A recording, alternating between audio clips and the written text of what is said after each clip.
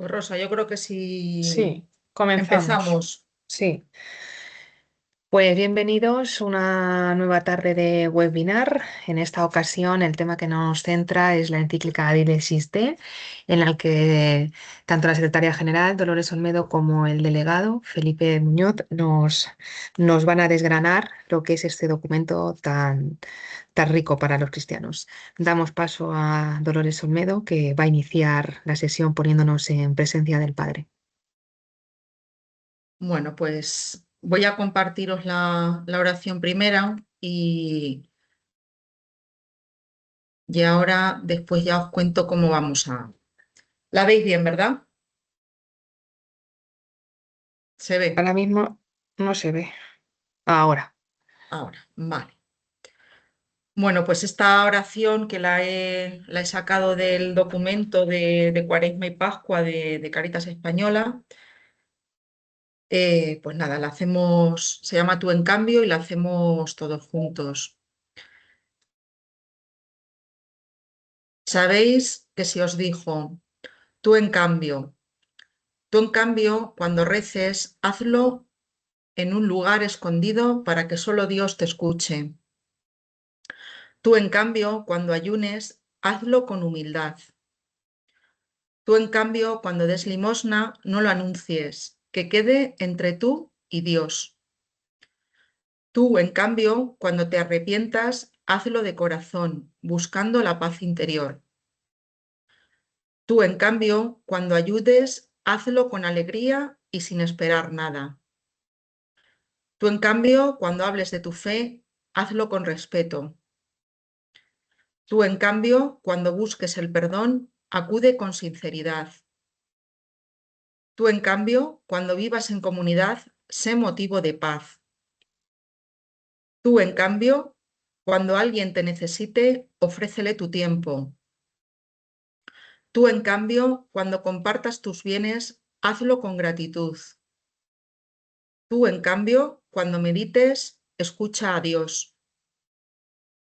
Tú, en cambio, cuando busques paz, hazlo desde la palabra y a la oración. Tú, en cambio, cuando te esfuerces, hazlo en silencio. Tú, en cambio, cuando des testimonio de tu fe, hazlo sin juzgar. Tú, en cambio, cuando agradezcas, hazlo de corazón. Tú, en cambio, cuando te prepares para la Pascua, purifica tu corazón. Tú, en cambio, cuando busques a Dios, hazlo con todo su ser, con todo tu ser y sin reservas.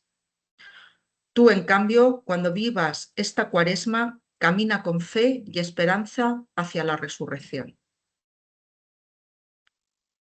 Pues que también estas palabras nos ayuden en este inicio de Cuaresma, pues a, como dice la última frase, a preparar ese camino hacia la resurrección, pues con fe y con esperanza, que es lo que pues también nos distingue esa esperanza cristiana que, bueno, pues que también en Cáritas nos distingue. Pues nada, dejo de compartir y os explico un poco cómo vamos a trabajar la dinámica de la tarde. Por un lado, yo voy a explicar la exhortación apostólica Diles Existe. Bueno, os voy a explicar. He preparado un resumen. También os digo, esto es un secreto. Lo tenía preparado del encuentro arciprestal Mancha Norte, que estuvimos el 31 de enero y que fuimos con este tema a trabajar con todos los voluntarios del arciprestazgo. Y bueno, pues aprovechando también que lo tenía preparado, yo os presento el resumen y después Felipe pues abordará una cuestión que trata la exhortación al final en el último capítulo sobre la limosna y bueno, pues también nos hablará sobre el tema de la limosna unido al momento de Cuaresma que estamos ahora mismo empezando. Bueno, pues yo os comparto, ya digo, es un resumen y le voy a dar a modo pantalla completa.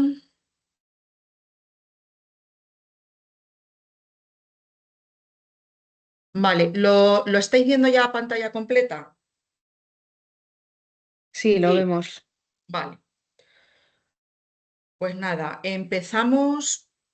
Yo os voy contando un poquito, pues también capítulo por capítulo, es decir, es más que el dar yo mi opinión o tal, ya digo, es un resumen de la exhortación, que sobre todo desde nuestro ser también voluntario en Cáritas, la exhortación la podemos pasar por nuestro filtro a nivel personal como cristiano, pero también la podemos pasar por el filtro desde nuestro ser voluntario o agente de Cáritas. Entonces, bueno, pues vamos a ir viendo un poquito si me deja pasar la presentación, porque no me deja.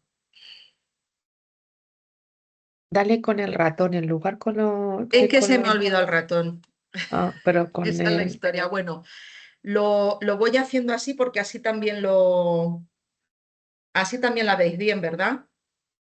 Sí, Sí, la se seguís ve. viendo. Sí. Vale, pues es que no sé por qué no me deja de...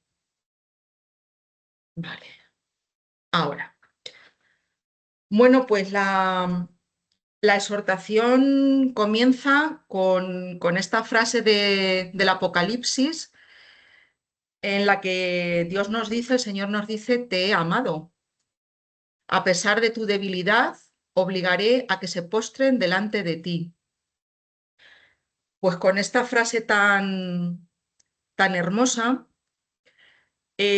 nos tenemos que ir hacia atrás. El Papa Francisco, en su última encíclica que escribió, Dilesis Nos, sobre el amor divino y humano del corazón de Cristo, ya hablaba que Jesús, bueno, ahí nos recordaba que Jesús se identifica con los más pequeños de la sociedad, que su amor, que fue entregado hasta el final, muestra la dignidad de cada ser humano, sobre todo cuando es más débil, miserable y sufriente. Contemplar el amor de Cristo nos ayuda a prestar más atención al sufrimiento y carencias de los demás. Terminando esta encíclica, eh, me quedaba yo con esta frase que dice que necesitamos volver a la palabra de Dios para reconocer que la mejor respuesta al amor de su corazón es el amor a los hermanos.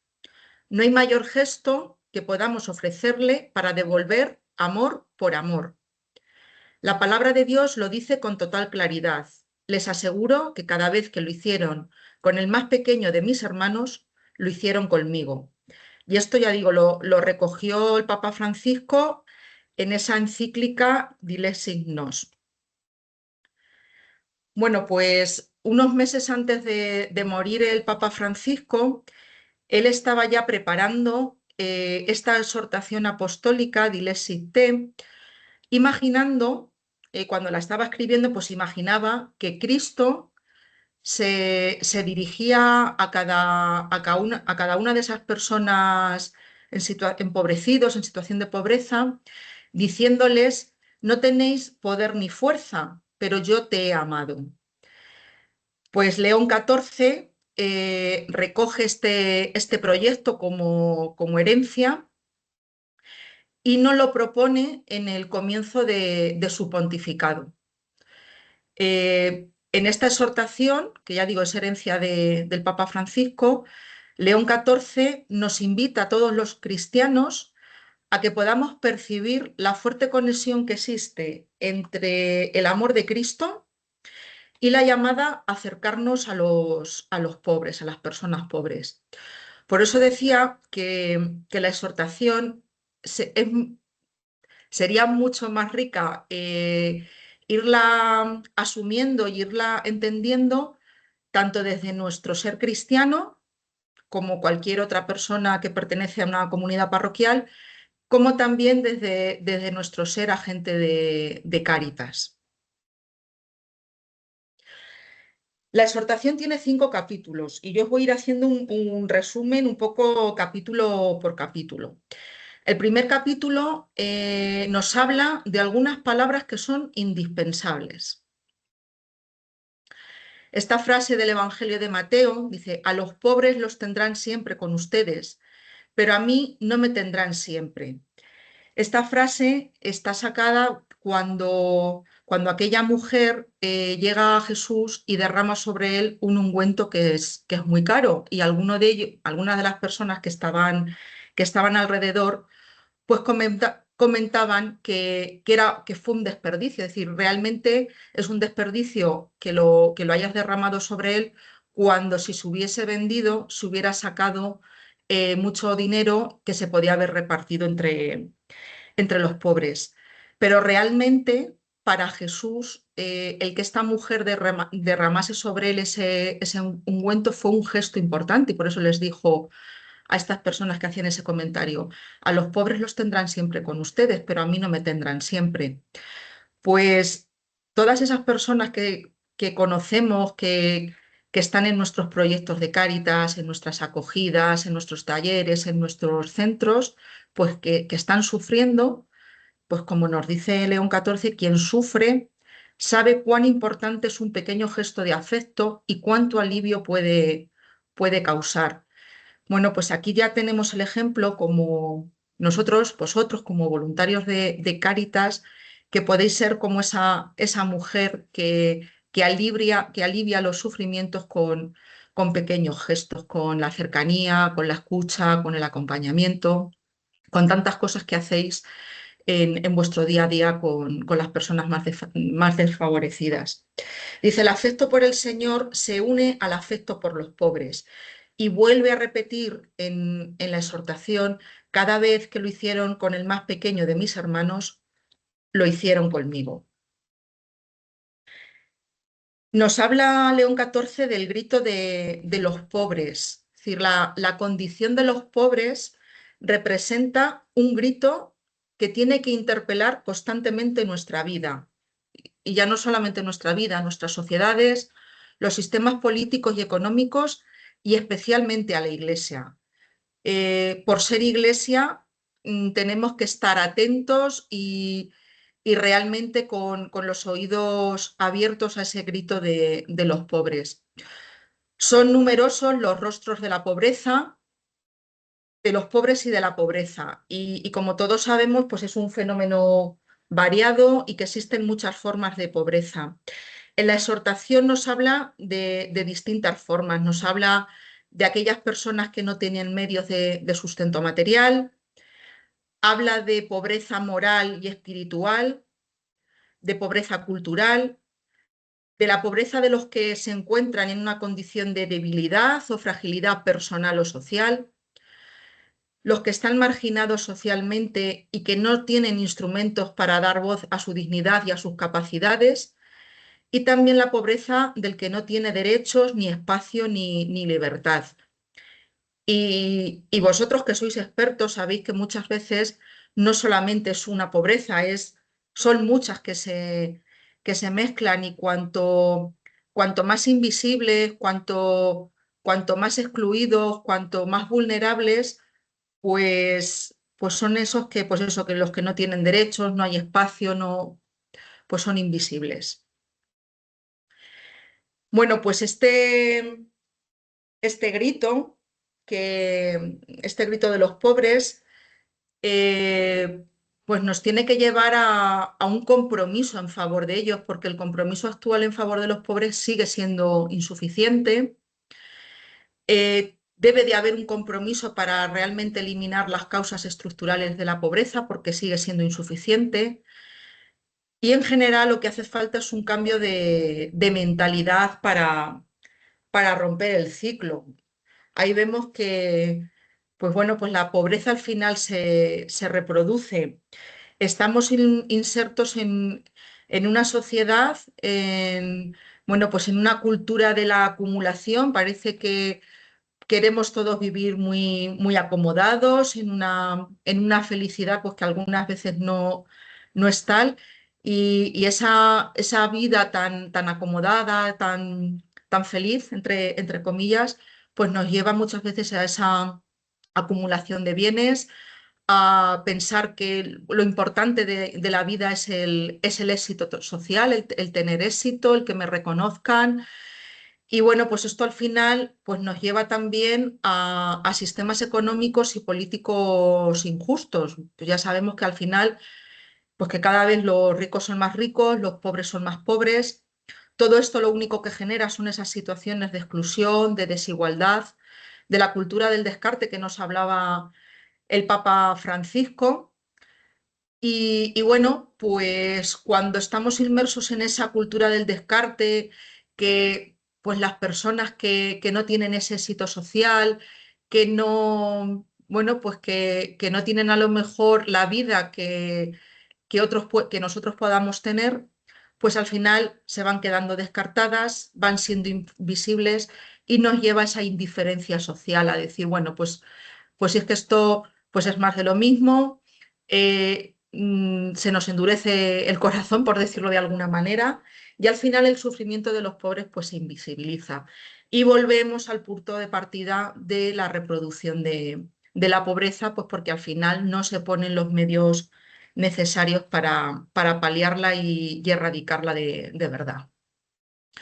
Por lo tanto, León XIV lo que nos dice es que no debemos bajar la guardia respecto a la pobreza, porque los cristianos muchas veces nos dejamos contagiar por ideologías mundanas o por posicionamientos políticos y económicos que nos llevan a hacer generalizaciones injustas y a conclusiones engañosas. Y lo estamos viviendo día a día, especialmente con redes sociales, bueno, pues que los bulos que sabemos que circulan, todos los prejuicios que hay, especialmente, por ejemplo, hacia las personas migrantes, bueno, pues como cristianos no nos tenemos que dejar llevar por esas ideologías mundanas. Y lo que nos dice es que es necesario volver a leer el Evangelio para no correr el riesgo de sustituirlo con esa mentalidad mundana. Es decir, en el Evangelio encontramos la verdad de Cristo y encontramos las enseñanzas de Jesús, que son las que nos tienen que llevar por el camino correcto. En el segundo capítulo, bueno, pues aquí vamos a ver todo un recorrido histórico, cómo desde los inicios, pues Dios opta por los pobres.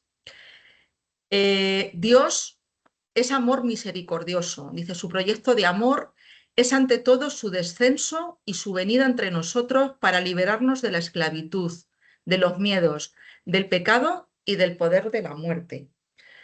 Dios se dirigió a sus criaturas haciéndose cargo de su condición humana y por tanto de sus pobrezas, de todas nuestras pobrezas, no solamente las pobrezas materiales. Nos recuerda la exhortación que el mismo Jesús se hizo pobre. ¿Y cómo se hizo pobre? Pues nació en carne como nosotros. Lo conocimos, lo hemos conocido en la pequeñez de un niño que fue colocado y nació en un pesebre. Lo hemos visto también y lo hemos conocido en la extrema humillación que fue la cruz. Y desde la cruz fue de donde compartió su pobreza radical, que es la muerte. A ver, en toda la vida de Jesús hemos visto, pues eso, que nació en el pesebre pobre, que el oficio de su padre y el suyo fue el de carpintero, que en aquella época, bueno, pues incluso no tenían tierras, incluso ese oficio estaba por debajo de los campesinos. Vemos también, por ejemplo, cuando Jesús es presentado por José y María en el templo, la ofrenda que hacen sus padres fueron la de 2 tórtolas o 2 pichones, que en ese momento era la ofrenda de los pobres, la ofrenda que hacían los pobres. O cuando Jesús iba de un sitio a otro con los discípulos, cruzaban los campos y comían las espigas de trigo, pues solamente se les tenía permitido a las personas más pobres. O sea, que desde que vino al mundo Jesús se hizo pobre por nosotros. Dios se compadece ante la pobreza y debilidad de toda la humanidad, pidiéndonos a nosotros, su Iglesia, una opción firme y radical en favor de los más débiles. Y bueno, ¿qué nos dicen las Escrituras? Pues ya en el Antiguo Testamento Dios se nos presenta como amigo y liberador de los pobres, también como refugio del pobre por medio de los profetas. Y también desde el comienzo pues se manifiesta con mucha intensidad el amor de Dios a través de la protección de los débiles y de los que menos tienen. Jesús, como os he dicho antes, se presenta como Mesías, es Mesías pobre. En su encarnación tomó la condición de servidor, haciéndose semejante a los hombres. En la condición de excluido también se resume la pobreza de Jesús. En el Evangelio de Lucas, cuando dice no había lugar para ellos en el albergue. También Jesús se presenta al mundo no solo como Mesías pobre, sino como Mesías de los pobres y para los pobres. Él, refiriéndose a su Padre, me envió a llevar la buena noticia a los pobres. O cuando dice, felices ustedes los pobres, porque el reino de Dios les pertenece. El capítulo tercero habla de, pues eso, de una iglesia para los pobres. El deseo del Papa Francisco cuando fue nombrado Papa, los 2 o 3 días después de ser nombrado Papa, expresó su deseo, que era que la Iglesia mostrara más claramente su cuidado y atención hacia los pobres. Y seguro que esta frase la recordáis todos, cuando dijo, cómo quisiera una Iglesia pobre y para los pobres.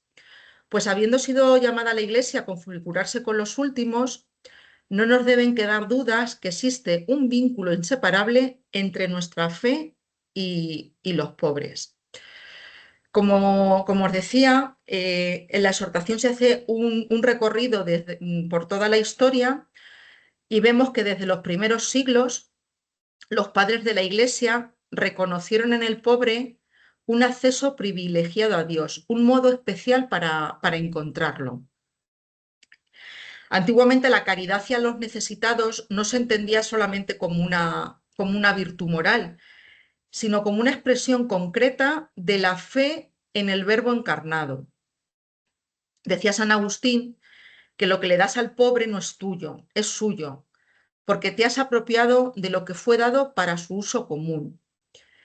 Y también nos recuerda que los padres de la Iglesia recordaron que el Evangelio solo se anuncia bien cuando llega a tocar la carne de los últimos. La exhortación nos habla también de toda la tradición cristiana de atención y cuidado a los más débiles. Pues ahí vemos todo esto a través pues, de muchas congregaciones y órdenes religiosas.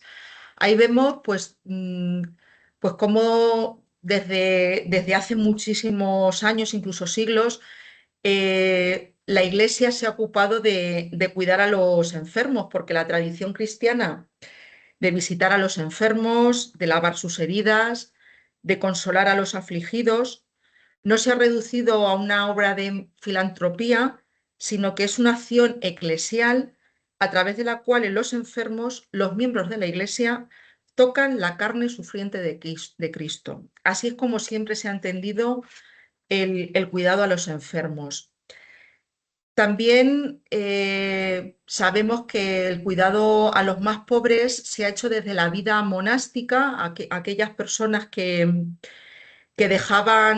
se despojaban de todo, de sus riquezas, de su prestigio, de su familia, y bueno, pues dedicaban su vida en el monasterio pues a encontrarse con Dios y también a atender a los más pobres, se hacían pobres con los pobres. Liberar liberar a los cautivos, también desde tiempos apostólicos, pues la Iglesia ha visto en la liberación de los oprimidos un signo del reino de Dios. En cuanto a las órdenes mendicantes, pues a diferencia de ese modelo monástico que es estable, pues las órdenes mendicantes pues adoptaron una vida itinerante, sin propiedades personales ni comunitarias, confiando todo plenamente a la providencia. No solo servían a los pobres, sino que también igualmente pues se hacían pobres con ellos. Pues también hemos visto cómo la Iglesia se ha preocupado especialmente por la educación a las personas pobres. La educación siempre ha sido una de las expresiones más altas de caridad cristiana, y desde los primeros tiempos pues los cristianos también se dieron cuenta que el saber libera, dignifica y acerca la verdad. El acompañamiento a las personas migrantes, pues esa experiencia de la migración, pues también ha acompañado al pueblo de Dios pues desde Abraham, ¿no? Y el mismo Cristo, pues que vivió entre nosotros, pues también vivió como extranjero. Entonces la Iglesia siempre ha reconocido en los migrantes esa presencia viva del Señor. Ahora en la siguiente diapositiva quiero hacer un apunte sobre el tema del acompañamiento a los migrantes, porque aquí el Papa Francisco fue muy explícito y muy persistente. El cómo la Iglesia también siempre ha estado al lado de los últimos, de los más pobres entre los pobres, no solamente de los que carecían bienes, sino también de los que no tienen voz ni se les reconoce su dignidad, y que bueno, pues que sabemos que son los preferidos del Evangelio y herederos del reino. Y por último, pues los movimientos populares que han sido integrados, estos son los tenemos más recientes, integrados por laicos y guiados por líderes populares, bueno, pues que saben que la solidaridad también es luchar contra las causas estructurales de la pobreza, la injusticia, la desigualdad. Pues esto es un poco esta tradición cristiana, el cómo desde siempre la Iglesia pues, se ha ocupado de las personas más pobres. En cuanto a lo que os decía del tema de las personas migrantes, pues la respuesta, decía el Papa Francisco, que la respuesta al desafío planteado por las migraciones contemporáneas se puede resumir en 4 verbos: acoger, proteger, promover e integrar. Pero estos verbos no se aplican solo a los migrantes y a los refugiados, sino que expresan la misión de la Iglesia en relación a todos los habitantes de las periferias existenciales, que deben ser acogidos, protegidos, promovidos e integrados. Todos estos ejemplos pues, nos enseñan que servir a los pobres no es un gesto de arriba abajo, sino un encuentro entre iguales, donde Cristo se revela y es adorado. En el capítulo 4 pues nos habla que bueno, pues toda esta tradición cristiana, pues vamos a ver que es una historia que continúa. Eh, si entramos ya pues, en épocas más recientes, pues vemos que la doctrina social de la Iglesia, el magisterio de la Iglesia, pues nos ofrece una auténtica fuente de enseñanzas referidas a los pobres. Vemos desde la encíclica Rerum Novarum del año 1891 del Papa León XIII, que bueno, pues afrontaba todos los retos que la nueva industria, la incorporación de los trabajadores, todos los derechos de los trabajadores, pues se ven recogidos en esa encíclica desde Rerum Novarum hasta la Conferencia de Aparecida en 2007. Pues vemos que los pontífices nos dicen que la doctrina social de la Iglesia ha profundizado en una acción cada vez más explícita por los pobres. En el Concilio Vaticano II, bueno, pues que fue una etapa fundamental en el discernimiento eclesial en relación a los pobres, Juan XXIII decía que la Iglesia se presenta como es y como quiere ser, como Iglesia de todos, en particular como Iglesia de los pobres. Después, en la apertura de la segunda sesión del concilio, Pablo VI nos decía que el pobre es representante de Cristo. Y en la Constitución Pastoral Gaudium et Spes, dice, el concilio afirmó con fuerza el destino universal de los bienes de la tierra y la función social de la propiedad que deriva de ello. He recogido aquí, bueno, pues de los últimos 3 papas, Juan Pablo II, que postuló la primacía en la caridad y decía que el trabajo humano es la clave de la cuestión social. O Benedicto XVI, cuando en Caritas in Veritate afirmaba que trabajar por el bien común y el hambre nace de la falta de instituciones justas. Y por último, que seguro que os suena mucho más, Francisco denunció la dictadura de una economía que mata y alerta sobre la alienación social que normaliza el egoísmo y la indiferencia. Y bueno, pues también viene aquí, nos hace una pregunta, el cómo podemos dar, pues se pregunta cómo podemos dar respuestas a esas estructuras de pecado que causan la pobreza. Pues nos dice que habría que hacerlo con compromiso para resolver las causas estructurales de la pobreza.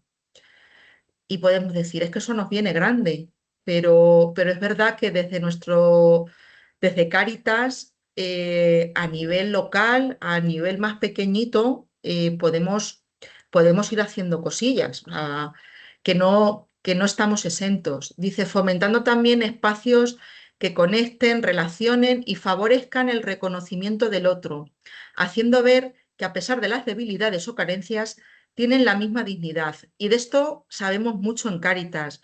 Nuestros espacios en Cáritas, nuestras acogidas, nuestros talleres, los encuentros que hacemos con las personas en los centros, sabemos perfectamente que es que son verdaderos espacios de conexión, de relación, de participación, de reconocimiento de la dignidad. De esto sabemos mucho y tenemos que seguir trabajándolo.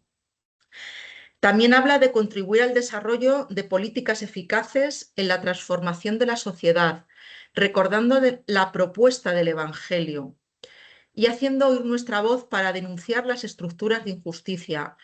Lo que siempre decimos, pero no sabemos luego cómo aterrizarlo, lo que decimos nosotros, la denuncia profética, pues, en la exhortación nos está dando las claves del camino que deberíamos de seguir.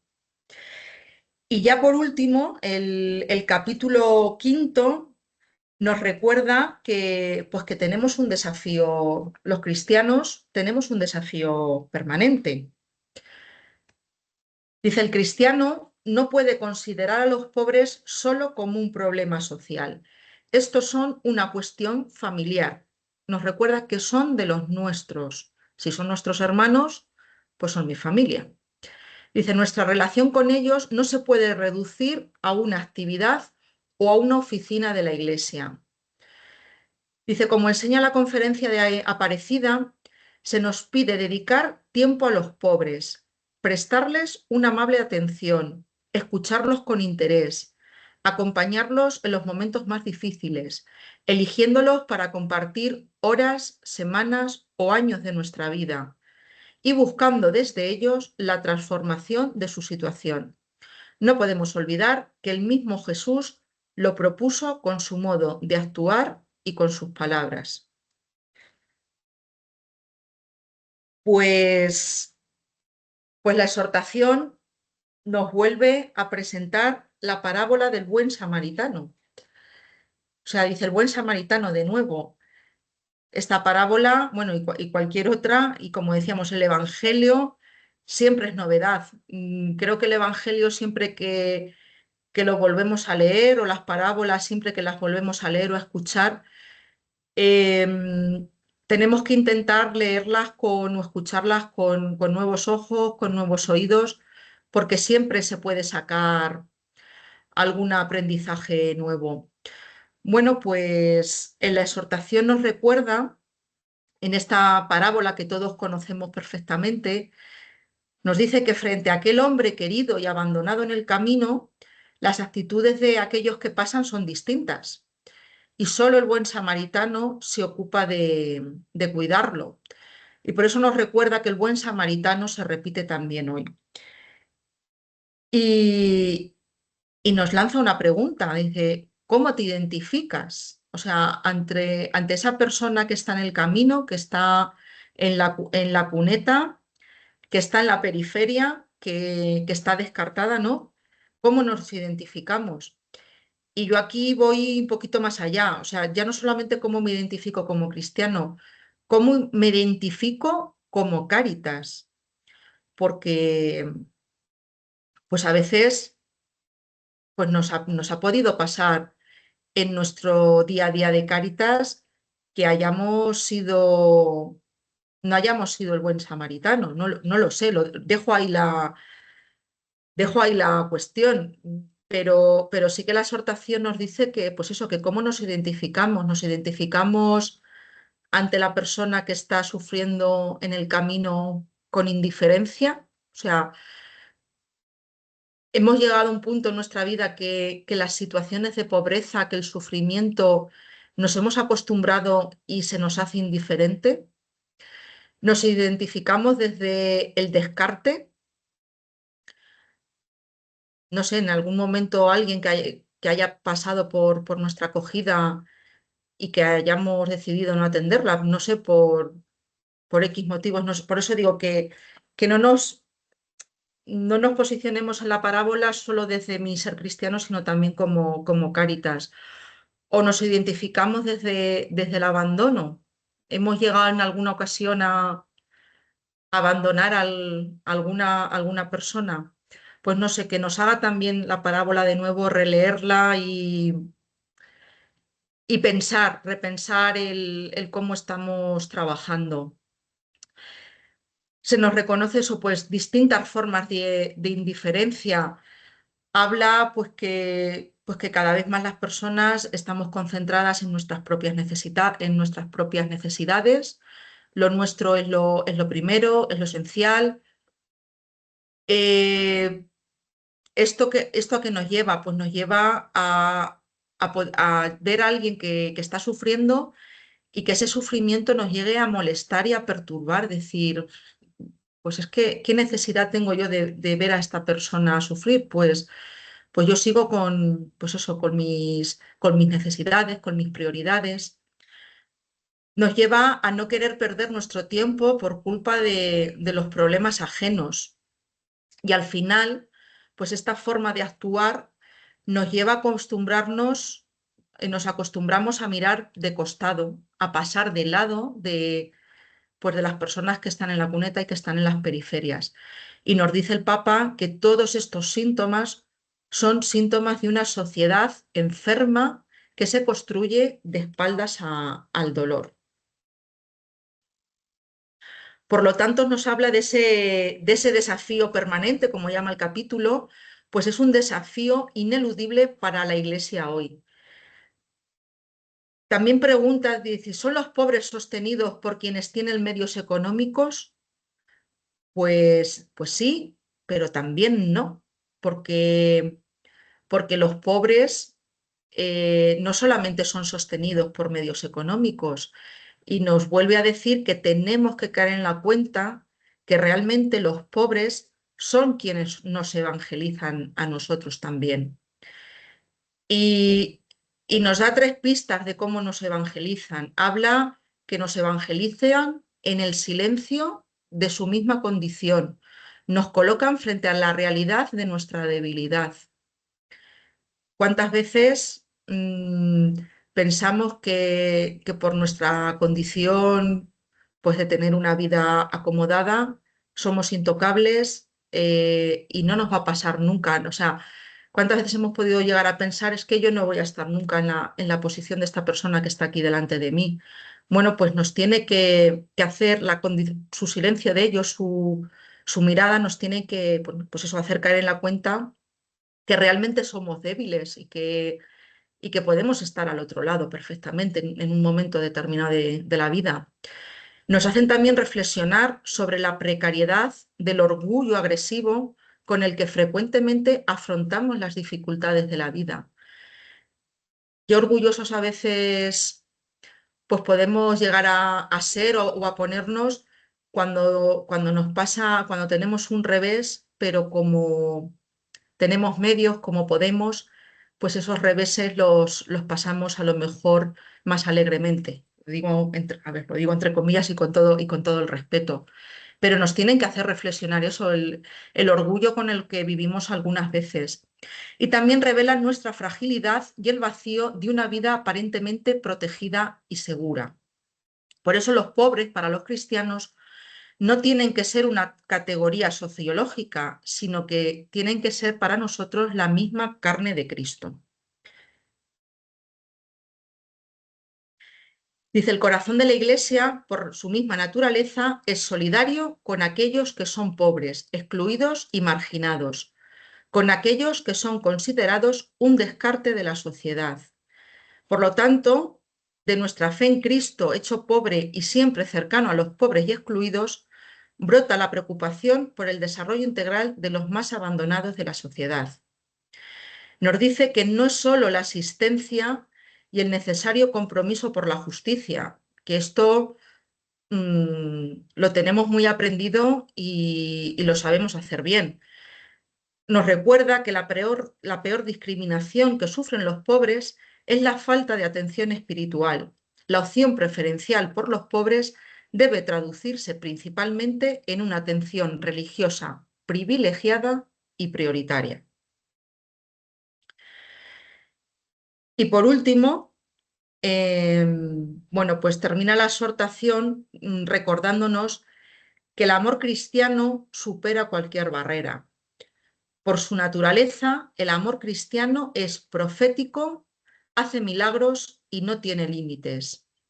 Y nos recuerda que una iglesia que no pone límites al amor, que no conoce enemigos a los que combatir, sino solo hombres y mujeres a los que amar, es la iglesia que el mundo necesita hoy. Pues este es el resumen. A ver, yo os animo a, pues a leer la exhortación. Tiene una lectura muy, muy fácil. Os animo a leerla pues despacio, tranquilamente, a subrayarla, a hacer anotaciones. Y bueno, antes de darle paso a Felipe, también os hago una propuesta. Os hago la propuesta porque hoy no va a dar tiempo. A ver, esto sí que lo trabajé en el encuentro arciprestal Mancha Norte hace poquito. Pero yo os propongo, pues, a ver, si queréis, yo os puedo compartir la presentación. Os propongo que, pues, como trabajo de reflexión, yo en ese encuentro organicé una dinámica de trabajo con preguntas, con un panel, para, bueno, pues, para ir trabajando en grupo y tal, con distintas preguntas que enlazara la exhortación apostólica con nuestra misión en Cáritas. Entonces, os lo voy a compartir, os lo voy a dejar para si lo queréis trabajar en los equipos y también, pues también os invito a que si, bueno, os invito y nos ofrecemos que si en algún grupo queréis trabajarlo de manera más específica, pues que también estamos a vuestra disposición. A ver, simplemente porque lo veáis así rápido. El trabajo consiste en una reflexión grupal que partiendo de la misión de Cáritas, que la recuerdo hay que salir al encuentro de las personas en situación de exclusión desde el compartir fraterno, la caridad universal, la creatividad misionera y la justicia social, hiciéramos un recorrido por estas tres partes, ¿no? Ya digo, cogiendo cositas de la exhortación y con nuestra misión, pues cómo vemos desde Cáritas el rostro de Cristo en el pobre, cómo trabajamos de la asistencia a la transformación, a la justicia social y cómo la comunidad eclesial y el compromiso ser iglesia con los pobres, cómo trabajamos esa animación de la comunidad. No me voy a entretener, ya digo, yo está preparado pues estas preguntas para trabajar en equipo, para reflexionar como grupo de Cáritas que da, ya digo, que da pues para una reflexión profunda. Y lo que sí os dejo para que tranquilamente, pues cuando tengáis un huequecillo esta tarde, esta noche, mañana, que esto os lo regaléis a vosotros, que os regaléis pensar qué significa para ti Dios te ama, que al final es lo que nos dice la exhortación. Dile si te he amado, pues que sepamos que Dios nos ama y que pensemos qué significa eso cada uno a nivel particular. Y eso os lo dejo de regalo, porque creo que pensar que Dios me ama y qué significa es un regalo. Pues nada, yo dejo de compartir y le cedo la palabra a Felipe. Me ha ajustado justo, justo. Bueno, pues buenas tardes. Y es verdad, lleva razón Loli que la exhortación se lee muy bien, tiene un lenguaje muy ameno y además aterrizando muy bien en cosas que estamos viviendo diariamente en nuestras cáritas, o sea que mm, merece la pena leerla. Bueno, a la hora de distribuir esta webinar, dijimos, bueno, pues se puede plantear una primera presentación, que es la que nos ha hecho Loli.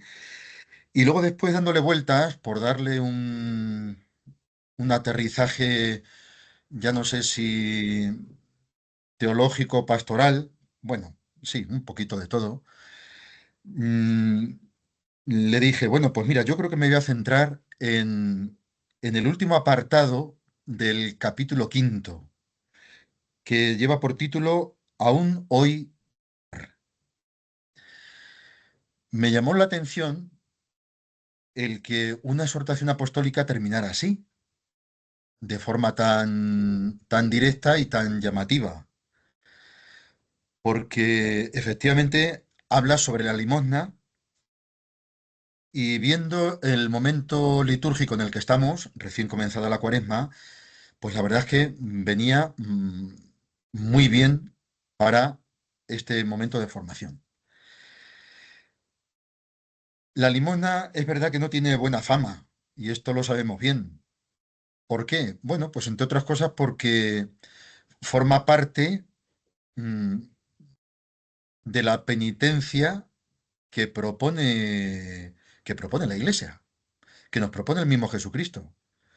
Recordad cómo el miércoles de ceniza se nos decía que en este triángulo equilátero de el ayuno, la oración y la limosna eran como remedios penitenciales para buscar la identidad de cada uno y para buscar algo más en nosotros que responda a lo que Dios ha puesto en nosotros.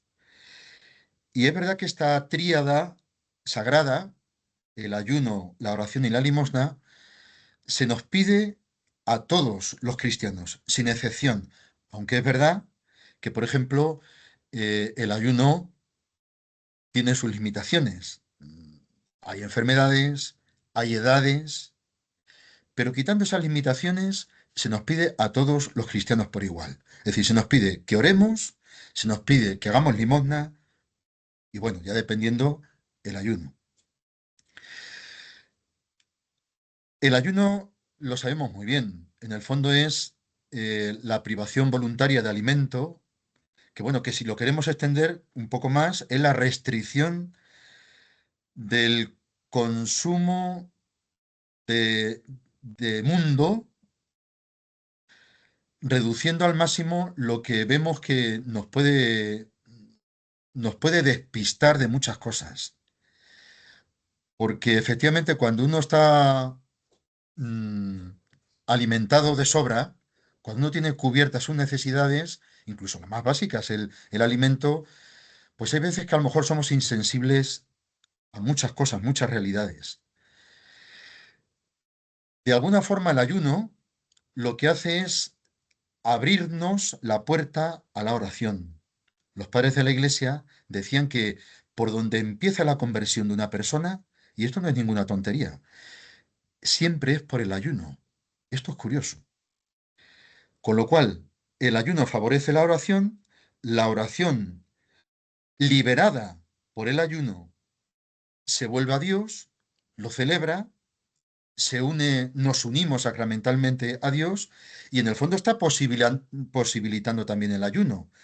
Pero es que el ayuno y la oración, donde nos llevan es a la limosna, que es cuando el cristiano se vuelve al prójimo y, y lo hacemos con un carácter penitencial.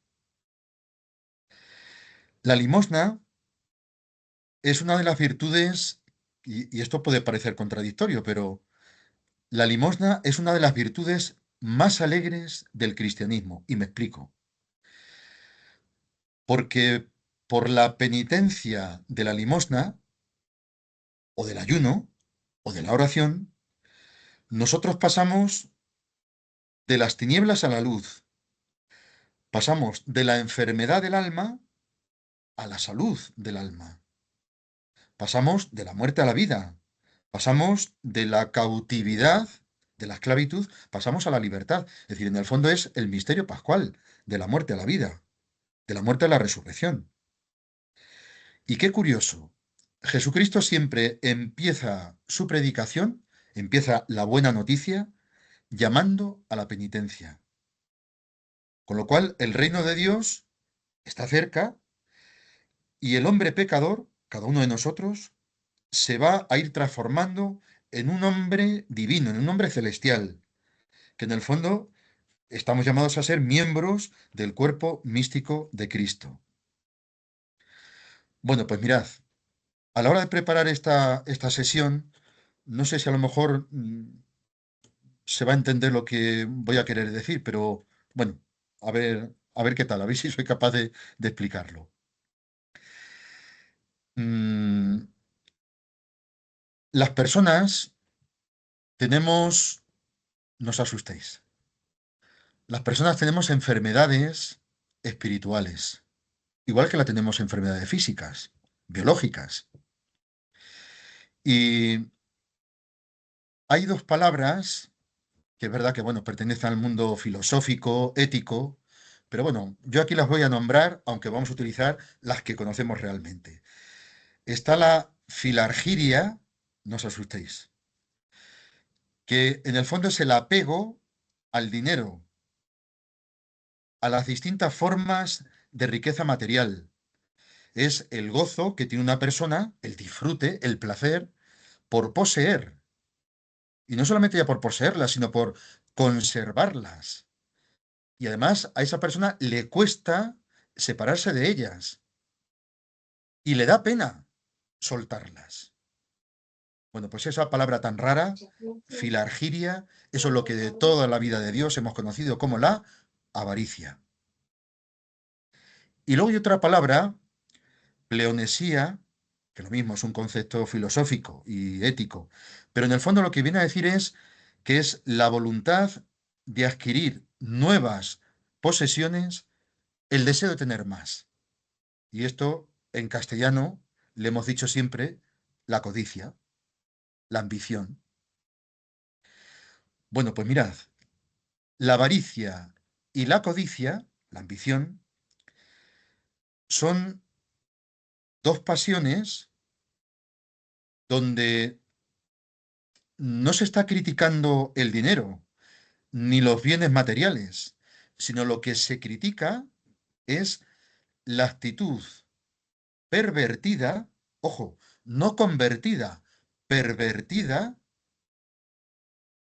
que lo que nos hace es perder el horizonte de para qué estamos aquí, en este mundo. Hombre, es verdad que la finalidad del dinero y de las posesiones, pues es ser utilizados para satisfacer las necesidades relativas a la subsistencia. ¿Es necesario? Bueno, pues sí, en cierta medida sí, claro, no tenemos más remedio. El codicioso, el avaro, si lo miramos bien, en el fondo son actitudes patológicas, enfermizas, porque hay un mal uso del dinero. Seguramente recordaréis lo que decía Jesucristo en el Evangelio de San Lucas: nadie puede servir a dos señores, porque bien o amará a uno, despreciará a otro. No podemos amar ni servir a Dios y al dinero. Y ya lo decía San Pablo también, la codicia es una idolatría. En el fondo es la persona que le da ese carácter de sacralidad porque les está inmolando su alma. Por eso la avaricia y la codicia están revelando, en el fondo, están revelando una falta de fe y de esperanza en el mismo Dios, porque dejamos de ver en el Señor nuestro único auxilio. Dejamos de invocar su ayuda. Nos creemos independientes, nos creemos dueños absolutos de la existencia. Y yo busco mis recursos, para resolver yo mi vida. En el fondo, la avaricia y la codicia es una falta de fe en Dios. Pero no está ahí solamente la cosa. La avaricia y la codicia están manifestando también la falta de caridad del el hombre consigo mismo, porque preferimos nuestro dinero a nuestra alma.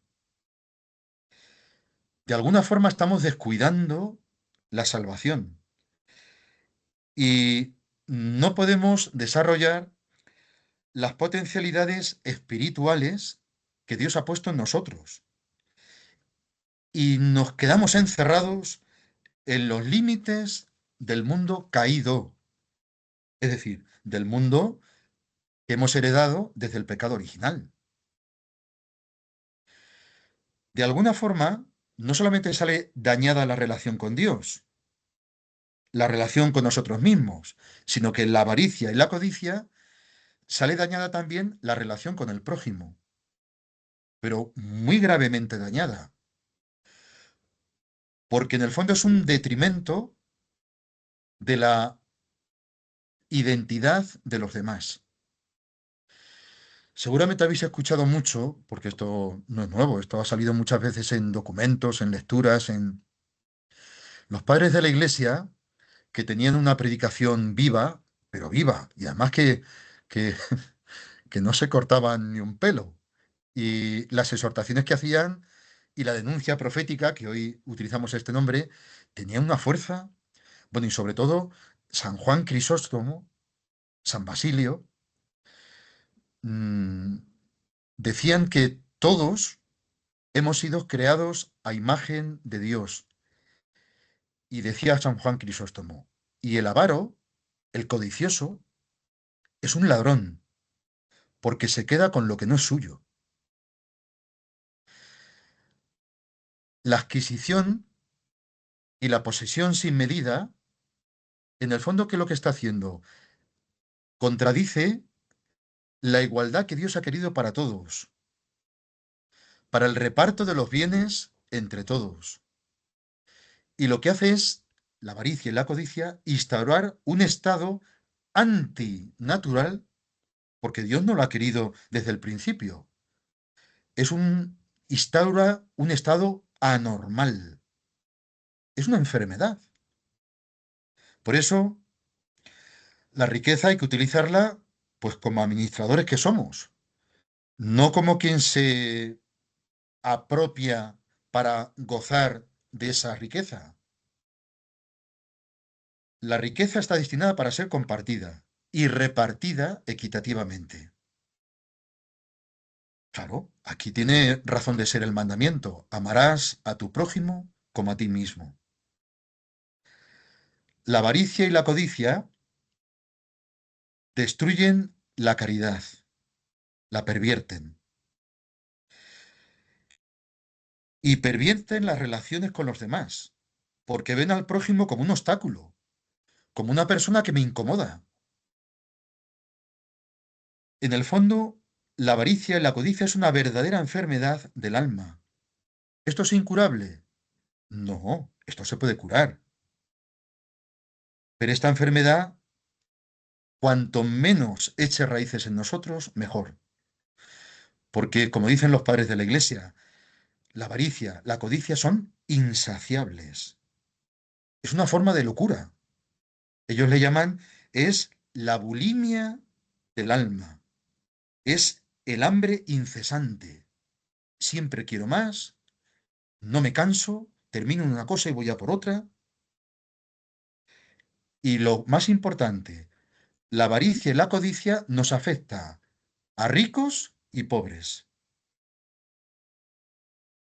Por eso nos advierten los padres de la Iglesia de que la avaricia y la codicia provocan miedo, ansiedad, angustia. El alma del codicioso no reposa porque siempre está maquinando a ver cómo y de qué manera. Tiene miedo a perder lo que ha ganado. Y además hay que añadir la tristeza. Es como si fuera un estado depresivo del alma, porque como nunca termino de saciarme, y es imposible saciarme de cosas materiales, pues entonces el alma siempre está triste. Dicen los padres de la Iglesia, no hay avaro sin tristeza. Están siempre privados del gozo. Y dice además que esto se manifiesta en una patología somática, corporal y psíquica, que en el fondo oscurece la inteligencia, porque no ve al ser humano como prójimo. El avaro está dando un valor absoluto a su riqueza. Ha cambiado el cielo, lo ha vendido. Estas son palabras de los padres de la Iglesia. Los avaros, los codiciosos, han vendido el cielo por un estercolero y encima se glorían de ello. Bueno, ¿qué es lo que propongo yo con esto? Pues que efectivamente ante una enfermedad espiritual como es la codicia, la avaricia, ojo, y a todos nos afecta, ¿eh? Todos, a todos. Tenemos que hacer una terapia de sanación. Una terapia de sanación que tiene que venir, lo primero, por tomar conciencia de lo nocivo, de lo dañino que es esta enfermedad. Y nos tenemos que animar a separarnos claramente de la avaricia, de la codicia. Tenemos que buscar la sanación, la curación. Hay que tomar conciencia de la vanidad de las cosas, de los objetos. Y además nos tenemos que esforzar por contentarnos con lo que poseemos. Ojo, ¿es legítimo progresar? ¿Es legítimo avanzar? Por supuesto que sí, pero también hay que tener capacidad de saber que teniendo, como dice el apóstol, lo justo para vivir dignamente, ojalá Dios nos dé en esa sanación, en esa terapia de sanación, nos haga adquirir una fe sólida en Dios, para que volvamos a poner nuestra confianza y esperanza en Dios y adquiramos las riquezas espirituales que de verdad duran y no las fugaces, que son las materiales. Nos dice Jesucristo, buscad el reino de Dios y su justicia. Lo demás se os dará por añadidura. Por esto, lo primero que tenemos que procurar para sanar estas enfermedades espirituales es el desapego, es el rechazo voluntario de no poseer y de no adquirir salvo lo que es necesario, justo para, para vivir.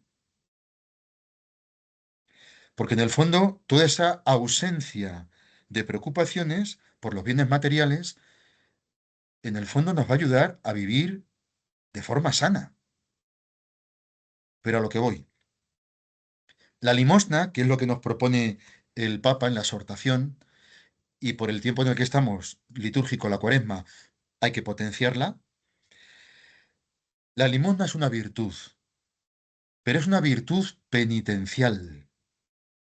Bueno, Jesucristo tiene infinidad de citas en el Evangelio, muchísimas. Porque en el fondo lo que nos dice es que hay que compartir los propios bienes y no solamente hay que dar de lo que sobra, sino incluso de lo necesario. Y recordad el pasaje, por ejemplo, de la mujer viuda que está echando su humilde ofrenda en el templo. Y Jesús llama a los apóstoles y le dice, ¿veis lo que ha hecho esta mujer? Pues esta mujer ha echado más que ningún otro, porque los otros han echado de lo que les sobra. Y ella ha aportado lo que es necesario para vivir. Entonces, la limosna, en el fondo, significa compartir espiritualmente para que también nos transforme a los que damos. Esto ya lo decía San Pablo. Hay más felicidad en dar que en recibir. Esto lo decían en los Hechos de los Apóstoles. El valor de la limosna no estriba solamente en la cantidad material, en cuánto doy, porque bueno, cada uno dará en proporción a lo que pueda. El valor de la limosna está en su valor curativo y en el desarrollo espiritual de la persona que está dando. Por eso, siempre la Biblia nos dice que la limosna debe hacerse de forma desinteresada, sin esperar ningún beneficio a cambio. ¿Habéis recibido gratis? Dad gratis. No debemos esperar ninguna contraprestación, ni de vanagloria. Lo que decíamos el miércoles de ceniza. No toques la trompeta delante de ti cuando ayunes, cuando hagas oración, cuando hagas limosna. Y hay que dar sin tristeza, sin obligación, de buena gana, con alegría, porque es la alegría de la caridad. En el fondo, la limosna tiene un valor espiritual que es el de compartir, de dar por amor a Dios, porque amo a Dios y amo al prójimo. La limosna, ojalá fuera la conciencia de que estoy dando, respondiendo a Dios en el prójimo. Decían los padres de la Iglesia que no hay diferencia entre dar a un pobre y dar al mismo Jesucristo. No hay diferencia. La limosna, como remedio penitencial, nos libra de ser insensibles, nos libra de la agresividad. La limosna restablece los vínculos de la caridad. La limosna nos libra de la tristeza. La limosna, lo dice la Biblia en muchos pasajes, nos obtiene el perdón de nuestros pecados. Purifica el alma. Es compañera necesaria de la penitencia que tenemos que hacer cada uno de nosotros. La limosna favorece la oración, la hace más pura, la hace más fecunda, la hace fuente de alegría espiritual y fortalece el alma. Por eso, la limosna lo que hace es, nos hace semejantes a Dios, no solamente ya por compadecernos de, de otras personas, sino porque Dios de alguna forma quiere ser misericordioso con nosotros. La avaricia y la codicia nos vuelven inhumanos, nos hacen salvajes. La limosna nos humaniza. Lo propio del ser humano es ser caritativo, porque es lo propio de Dios. Por eso, este último párrafo de la exhortación está muy bien, porque mm, no desprecia la limosna para nada. El Papa lo que dice es, por supuesto, no puede ser de otra forma, que sigue vigente, que habrá que apostar por darle a las personas una promoción justa para buscar su trabajo, pero que la limosna es la forma concreta de palpar la carne del rostro de Cristo. Por eso, bueno, pues dentro de este tiempo de Cuaresma habíamos pensado efectivamente esta campaña de relanzar el signo permanente de solidaridad,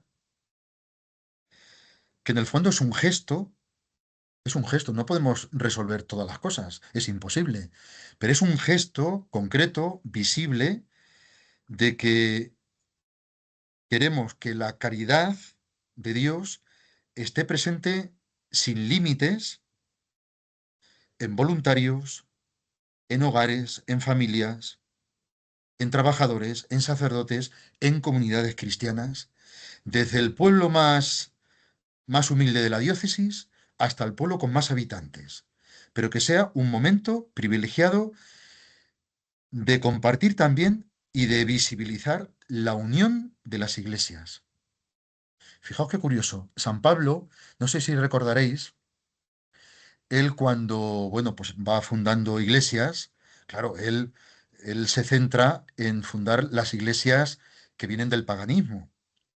Pero hay un momento donde ¡buf!, choca las iglesias que vienen del judaísmo con las iglesias que vienen del paganismo.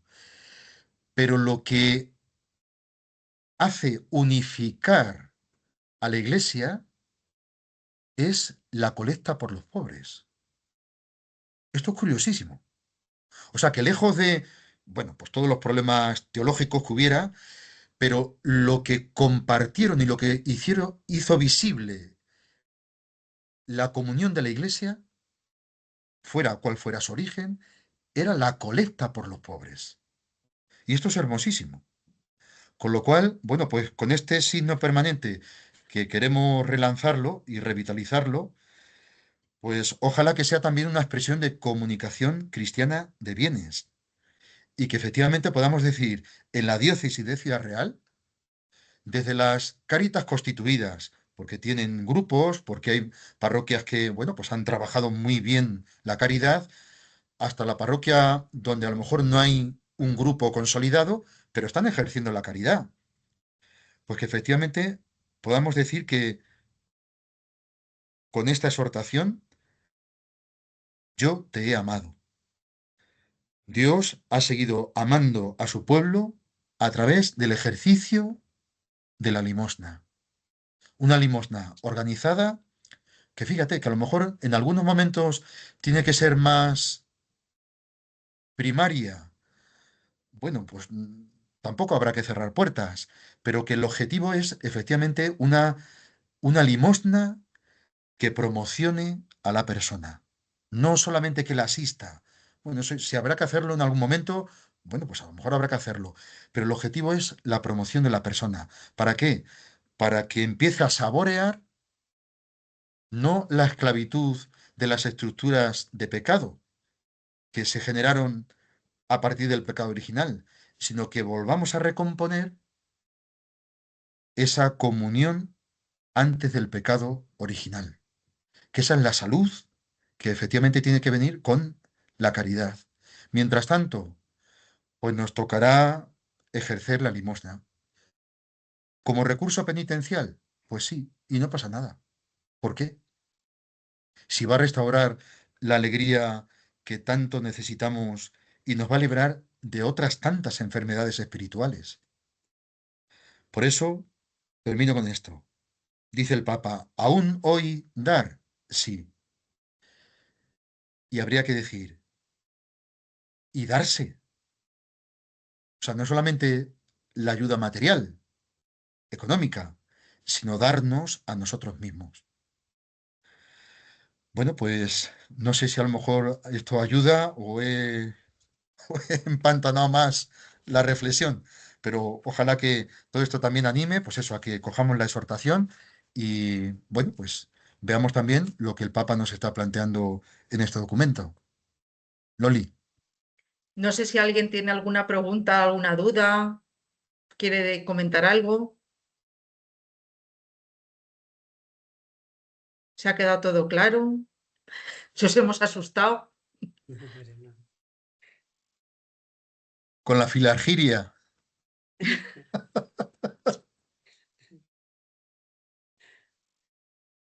Nadie comenta nada. Entonces, eso es lo que lo hemos explicado bien. Madre mía. Ha quedado claro, ha quedado claro. Preguntan en el chat que si nuestra limosna se concreta en el signo permanente.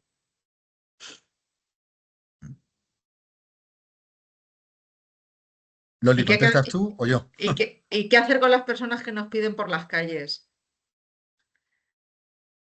Yo, en cuanto a las personas que piden por las calles, voy a decir lo mismo que he dicho esta mañana, que he ido a grabar el programa del Viernes del Espejo.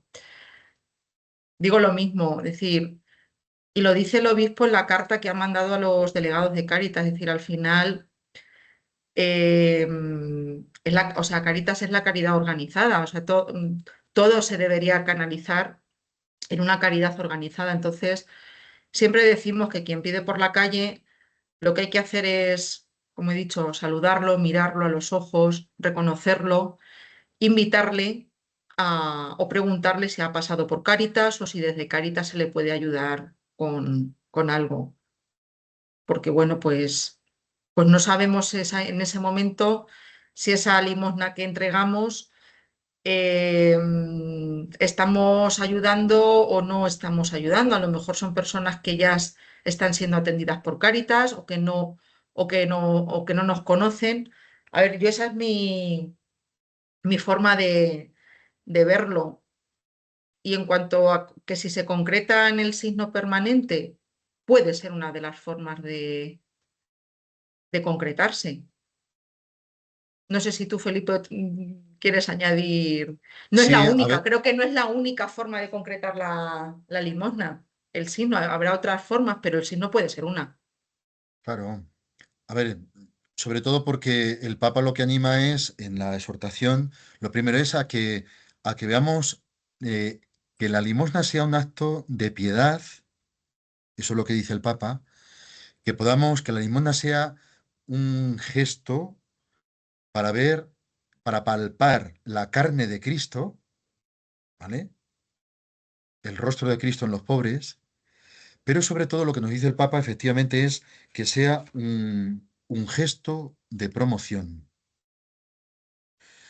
A ver, yo no sé si lo que voy a decir es, bueno, cuando ven a un cura por la calle, pues ya nos vienen y nos piden y cuando, bueno, pues intentas hablar, intentas estar serenamente, no siempre se puede, porque hay veces que vas por la calle que tienes que hacer cosas pero cuando le dedicas tiempo y al final se les olvida pedirte, porque lo que valoran, lo que valoran es el poder hablar con una persona tranquilamente y que nadie les ignore o se los quite del medio sin más. Entonces, bueno, pues, a ver, yo no digo tampoco que en algún momento no haya que hacer alguna asistencia pura y dura. Bueno, pues a lo mejor eso forma parte de urgencia de las cosas, de las situaciones. Bien, no digo que no, pero desde luego la promoción es, es lo propio de Cáritas, lo propio. Sin descuidar, a lo mejor, la primera atención más urgente, por supuesto que sí, pero lo nuestro es hacer que la persona desarrolle, promocione y vaya avanzando. Y vaya saliendo también de sus enfermedades espirituales, pues como nosotros.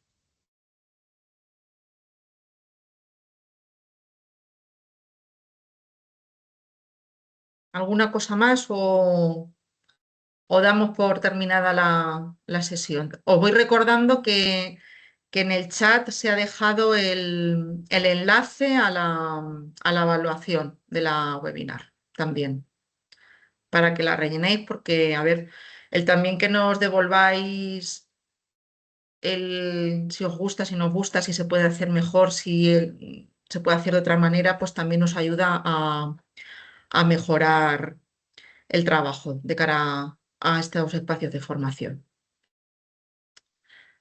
Ahí, Loli, si quieres, a lo mejor, Mm. y, yo hay una cosa que sí me ha llamado mucho de la exhortación apostólica, que a ver que esto no es nuevo, esto ya lleva desde el 80, me parece que es, desde la Asamblea de Puebla, que es lo que muchas veces hemos hablado porque se etiquetó la opción preferencial por los pobres, ¿os acordáis? Que eso forma parte de nuestro lenguaje, ¿vale? Pero siempre ha habido un eterno debate que en el fondo lo que viene a decir es que si Cristo está en los pobres, no hay opción. Es que no podemos optar. Si Cristo está en los pobres, es como si, por ejemplo, los que ya tenemos ya años, ya nos decían, a ver, ¿qué quieres estudiar? ¿Letras o ciencias?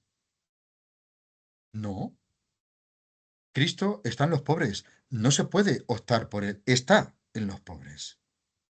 Por eso, fíjate, es una cosa curiosa.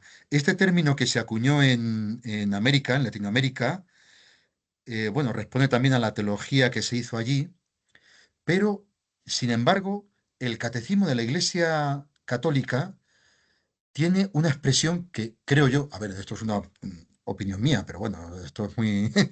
pero tiene una expresión que creo yo que es más acorde. Dice el catecismo de la Iglesia Católica que hay que amar preferencialmente a los pobres. O sea, que no es optativo, preferencialmente a los pobres. Porque no porque yo sea de una hermandad opto por y me olvido de la caridad o de lo... No. Si es que donde hay un cristiano tiene que mirar a Cristo en los pobres. No hay opción. Bueno, esto es rizar el rizo, pero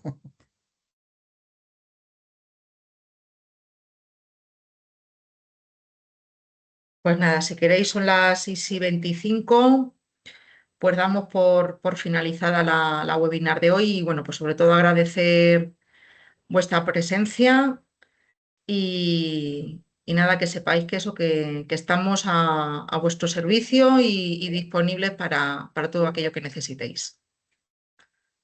Así que nada, que tengáis una feliz tarde y que no nos olvidemos que Dios nos ama, que eso, que eso es muy importante. Pues nada, Gracias.